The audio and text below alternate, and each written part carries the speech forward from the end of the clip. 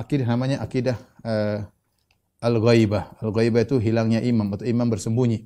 Akidah al-ghaibah yaitu hilangnya imam. Berikutnya akidah al-ghaibah atau ghaibah maksudnya apa, sembunyinya imam. Sembunyinya imam.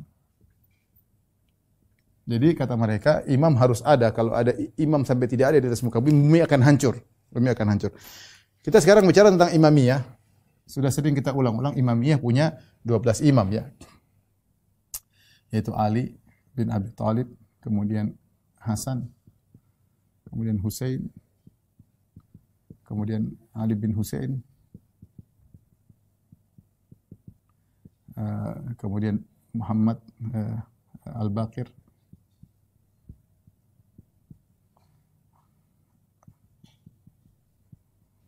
kemudian Ja'far As-Sadiq, Abu Abdullah As-Sadiq,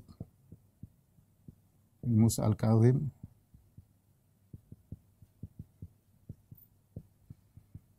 kemudian Ali Ridha,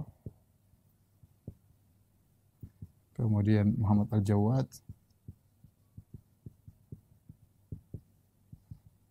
kemudian Ali Al-Hadi,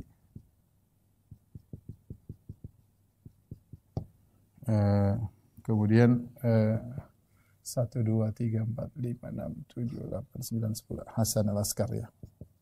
Hasan Al-Askar. Hasan Al-Askar inilah imam yang ke-11. Imam ke-11. Nah, Hasan Al-Askar ini dia wafat pada tahun 260 Hijriah. Ketika dia wafat yang jadi masalah dia tidak punya anak. Ini luar biasa karena harus ada imam ke-12. Imam ke-12 ini siapa? Ya, kalau tidak ada imam ke-12 buyar agama Syiah. Ya kan mereka ada 12 imam ya. 1 2 3 4 5 6 7 8 9 10. Nah, 11 12 siapa? Riwayat-riwayat Syiah dalam buku-buku mereka menyebutkan Hasan Al-Askar ketika meninggal dia tidak punya anak. Ada yang berusaha mengatakan dia punya anak dari budak-budak wanitanya ya. Sampai disebut dalam sejarah ketika dia meninggal maka dicek adakah dari budak-budak wanita yang punya anak yang hamil mengandung anaknya. Ternyata tidak ada. Akhirnya hartanya diwarisi oleh karena tidak punya anak. Hartanya diwarisi oleh ibunya. Oleh ibunya ya. Ummul Hasan, yaitu Ummul Hasan dan saudaranya. Saudaranya namanya Ja'far. Cuma dua orang ini yang mendapatkan harta warisan. Tidak ada anaknya. Kalau ada anaknya akan mendapatkan harta warisan ya. Ya. Ternyata harta warisnya diambil Ummul Hasan dan Ja'far. Oleh karena dia punya anak atau tidak? Orang-orang Syiah membuat khurafat. Dia punya anak namanya Muhammad. Muhammad bin Al-Hasan Al-Askar ya.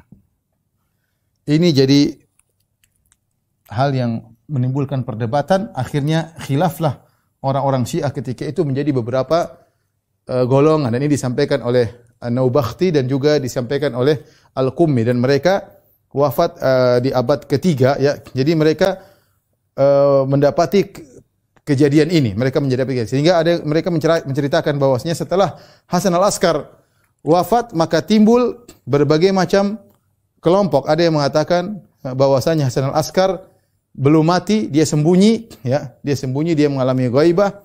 Ada yang mengatakan tidak. Kemudian anaknya yang menjadi imam ke-12 namanya Muhammad bin Hasan ini yang sembunyi. Ada yang mengatakan tidak, yang menjadi imam setelah Hasan Al-Askar meninggal adalah saudaranya Ja'far. Terjadi khilaf di antara mereka. Tetapi kebanyakan Syiah sekarang Rafidhah berpendapat bahwasanya imam ke-12 adalah Muhammad bin Hasan. Nah, Muhammad bin Hasan ini lahir kapan? Disebutkan oleh mereka, ini karangan kata mereka, dia ini lahir tahun 4 tahun sebelum sebelum Hasan Al-Askar meninggal dunia ya. Ya sekitar lahir mungkin tahun 256, kata mereka lahir tahun 256 Hijriah. Baik. Mana orangnya tidak pernah kelihatan. Tidak pernah kelihatan sama sekali. Ini orang Muhammad ini sebenarnya tidak ada, ini tokoh fiktif tidak ada. Tapi untuk menunjukkan untuk mengatakan harus ada imam ke-12. Kenapa? Karena mereka terpukul, kata mereka meyakini kepercayaan kepada imam adalah rukun iman. Kalau imam 12 tidak ada di atas muka bumi ini, maka bumi akan hancur. Ternyata sekarang imam cuma sampai 11, yang 12 enggak ada. Kenapa bumi tidak hancur? Kenapa orang tidak tewas? Kata mereka dunia, langit dan bumi tidak akan tegak kecuali ada 12 imam ini. Nah, imam 12 enggak ada kok, bumi masih tegak, orang masih hidup normal. Sehingga mereka akhirnya mengarang ada imam 12 namanya Muhammad bin Hasan. Tapi wujudnya tidak pernah ada. Inilah yang menjadikan mereka jadi bahan olok-olokan oleh kelompok-kelompok yang lain. Muhammad bin Hasan ini ya adalah tokoh fiktif. Kalau mereka bilang ini adalah real nyata, kita bilang mana, sebutkan mana biografinya, mana orangnya, enggak pernah ada, enggak ada yang pernah melihat. Kemana dia? Disebutkan dia sembunyi. Ya. Dia sembunyi sejak umur 4 tahun, 4 atau 5 tahun. Ya. Bapaknya meninggal, sejak bapaknya meninggal.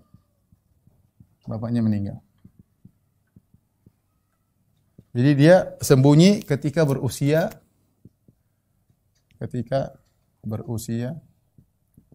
kurang lebih 4 tahun, 4 atau 5 tahun. Ya taruhlah 5 tahun lah. Dia sembunyi.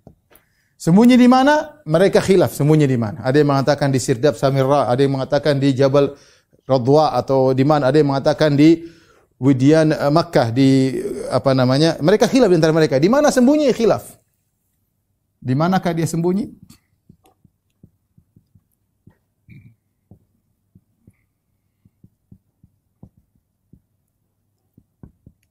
Ada khilaf ya, ada khilaf. Tempat sembunyi saja khilaf ya. Ada yang mengatakan di Sirdab ya. Samirra, ada yang mengatakan di Jabal Radwa atau Ridwa ya. Jabal Radwa. Ada yang mengatakan di lembah-lembah di Mekah. Di Mekah ada khilaf. Intinya dia tidak ada, yang tidak ada, berselisihkan orangnya tidak ada. Taib, ketika orangnya tidak ada dan sembunyi, ini sekarang perhatikan ya, ini 256 Hijriah. Sekarang tahun berapa? 1440 berapa? 44 ya. Sekarang ini 256, perhatikan. Ya, sekarang berapa? 1442 apa 4? 42 ya? Ya, coba 1442 kurang 256 berapa? 1442 kurang 256.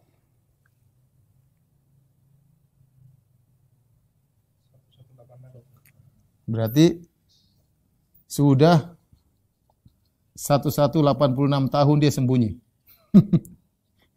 Jangan-jangan umurnya lebih banyak daripada Nabi Nuh alaihissalam. Inilah kekonyolan yang jadi bahan tertawan orang-orang selain Syiah. Ini imam kalian mana? Ngapain dia sembunyi selama ini 1186 tahun? Ngapain sembunyi? Apa faedahnya dia sembunyi selama ini? Sementara kata Nabi SAW, a'maru ummati baina sittin ila sab'in wa aqalla man yajuzu dzalik. Umur umatku antara 60 sampai 70, sedikit aja yang melampaui. Ini 1186 tahun sudah sembunyi. Makanya mereka sering pergi ke Sirdab. Namun kebanyakan Syiah sekarang meyakini di Sirdab. Ini keyakinan kebanyakan Syiah. Mayoritas Syiah sekarang.